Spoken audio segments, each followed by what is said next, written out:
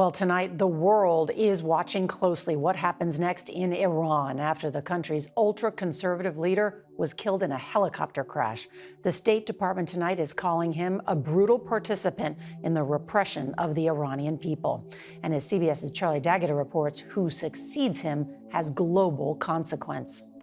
This is the story of Ebrahim Raisi, a man whose journey took him from the courtrooms to the highest seat of power in Iran. Coming from Mashhad, his journey was marked by a dark event, the execution of thousands of political prisoners in 1988, earning him the chilling title. But how did he go from that to becoming one of Iran's most powerful leaders? Join us as we explore this leader's life. And stay tuned to uncover some shocking details about his tragic and unexpected demise. Ebrahim Raisi was born on December 14, 1960, in the Nogan district of Mashhad, into a religious family. Sadly, his father, Sayed Haji, passed away when Raisi was just 5 years old. Despite this early loss, Raisi was determined to pursue his education. He finished his primary education at Javadieh School. After that, he began studying at an Islamic seminary called Ahawza. In 1975, he moved to Qom to continue his religious studies at Ayatollah Borojerdi School. Raisi has also said that he earned a doctorate in private law from Motahari University, though some people have questioned this claim. During widespread dissatisfaction with Mohammad Reza Shah Pahlavi's rule, many students in Qom supported Ruhollah Khomeini's revolutionary ideas. Khomeini's concept of velayat-e-faqih aimed to ensure clerics had control over the government. Raisi was reportedly active in the events of 1978 to 79 that led to the Shah's exile and the establishment of a new government based on Khomeini's vision. After the Iranian Revolution, the new Islamic Republic faced many challenges. They had to deal with supporters of the old Shah, clashes with left-wing dissidents, and a tough war with Iraq. Ebrahim Raisi dedicated his career to protecting the new government from these threats. Raisi started in Masjid Soliman, a city in southwestern Iran, where he developed his skills in administration and law enforcement. Over the years, he worked as a prosecutor in several cities and provinces, including Karaj, Hamadan City, and Hamadan Province. By 1985, he became the deputy prosecutor in Tehran, the capital of Iran. In 1988, during the chaos of the Iran-Iraq war and internal unrest, Ayatollah Khomeini, the supreme leader, ordered the execution of thousands of political prisoners accused of collaborating with Iraq. Raisi was appointed to a committee to identify and execute those deemed disloyal to the government. This got him hatred from many people in the country. When Ali Khamenei became Iran's supreme leader in 1989, Raisi's career in the judiciary took off. He held many important positions, including serving as the prosecutor of Tehran from 1989 to 1994. He also led the General Inspection Organization, which ensures government integrity, and later became the Prosecutor General of the Special Court for the Clergy from 2012 to 2021. Raisi's influence went beyond the judiciary. He joined the Assembly of Experts, responsible for selecting the Supreme Leader's successor, serving from 2007 until he died in 2024. In 2016, Khamenei appointed him as the custodian of the shrine of Ali al-Rida in Mashhad, putting him in charge of one of Iran's largest charitable trusts. This role, which lasted until 2019, gave Raisi significant power and boosted his standing among Iran's religious and business elite. Entering the 2021 presidential race, Ebrahim Raisi emphasized his commitment to fighting government corruption. While expressing support for a new nuclear agreement that would benefit Iran, his popularity grew, especially after his main rivals were disqualified. Despite voter turnout being just below 50%, Raisi won by a wide margin and took office on the 3rd of August 2021. However, Raisi faced challenges inherited from international sanctions and the COVID-19 pandemic. Initially, he focused on strengthening security measures rather than addressing economic issues.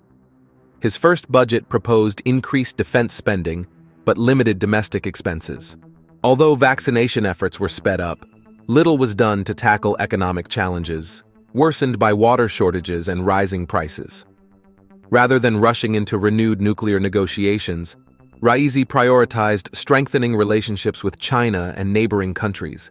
Talks with the West were delayed due to changing global circumstances. At the same time, the government tightened its control over dissent, increasing surveillance, censorship, and executions, particularly impacting women, minorities, and religious groups.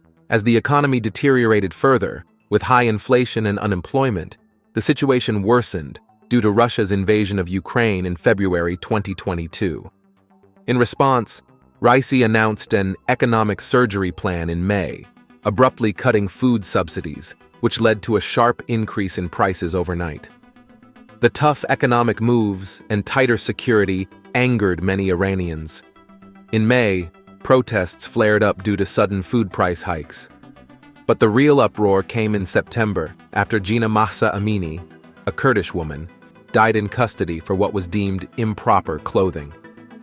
Amini's death highlighted Iranians' many grievances, from women's oppression to the government's neglect of citizens' well-being. Women took the lead in protests, removing veils and cutting hair in public. The chant, "Woman, Life, Freedom," echoed across society, bringing people together.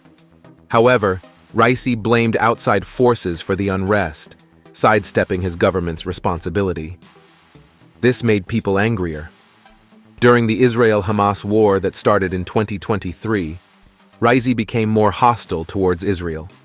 His anti-Israel speeches increased, and he made a notable visit to Saudi Arabia to discuss the conflict. At the same time, Iran's allies, including Hezbollah in Lebanon and Houthi forces in Yemen, increased their attacks on Israel. Days after the strikes, Raisi started a new tour to improve relationships with nearby countries. He made an important visit to Pakistan, where they agreed to increase trade between the two countries to $10 billion over the next 5 years. Following his visit to Pakistan, Raisi traveled to Sri Lanka. There, he launched a hydropower project that was built with Iranian technology and financial support. This move showcased Iran's influence and commitment to regional development. Then, on May 19, 2024, as Raisi returned from inaugurating dams with Azerbaijan, his helicopter crashed in the mountains due to bad weather. The next day, rescuers found the wreckage, but sadly, there were no survivors. President Ebrahim Raisi, along with Iran's foreign minister and others, were found dead in the northwest mountains. State TV confirmed Raisi's death at the age of 63. State TV did not provide a reason for the crash in East Azerbaijan province. However, the Iranian Red Crescent managed to recover all the victims' bodies. Among the deceased were Foreign Minister Hossein Amirabdollahian, aged 60, and the East Azerbaijan province governor, along with other officials.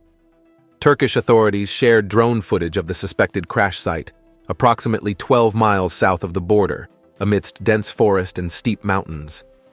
Later, IRNA released video footage of the crash on a steep hillside. Soldiers, speaking in the local Azeri language, confirmed finding the wreckage. Many people think that the crash could be a result of Iran's poor air fleet. One of the reasons is that Iran's helicopter fleet faces challenges due to international sanctions, making it hard to obtain parts. Moreover, much of its military air equipment is old. Ebrahim Raisi's path from growing up in a religious family to becoming president and facing a tragic end shows us a lot about his connection to Iran's politics. Now, what do you think about the fate of Iran post-Ebrahim Raisi's death? Let us know in the comments below. If you gained some valuable information from this video, give it a like and subscribe to stay updated on all current global issues. Thanks for watching.